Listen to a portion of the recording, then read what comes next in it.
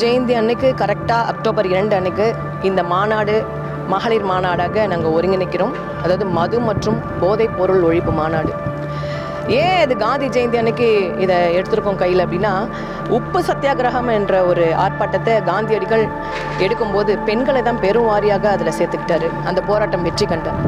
அதே போல் தந்தை பெரியார் அவர்கள் கோயில் நுழைவாயிலில் பெண்களை அனுமதிக்கணும்னு சொல்லி ஒரு போராட்டம் கையில் எடுத்தார். அந்த போராட்டமும் சக்ஸஸ் ஆச்சு, வெற்றி கண்டார். அதே போல் அதே பெரியார் கள்ளுக்கடை போராட்டம் எடுத்ததும் பெண்களை முன்னிறுத்தி தான் எடுத்தார், அதுவும் வெற்றி அடைந்தது.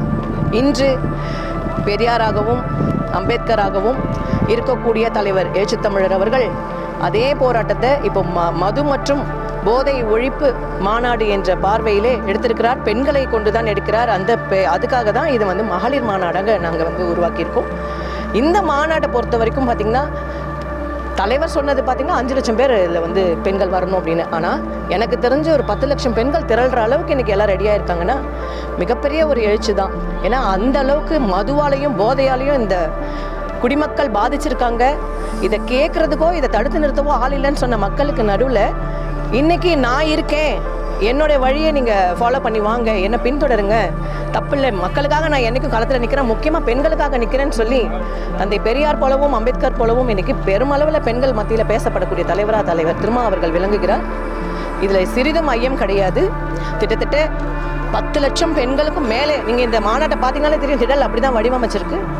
முழுசாக இது வெற்றி பெறும்.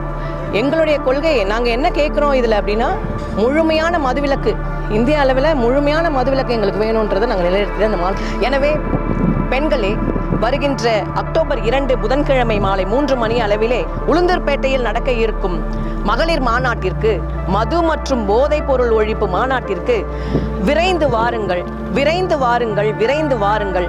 மாநாட்டை முழுமையாக வெற்றியடை செய்யுங்கள் என இதன் மூலம் உங்களுக்கு அழைப்பு கொடுக்கிறோம். நன்றி, வணக்கம்.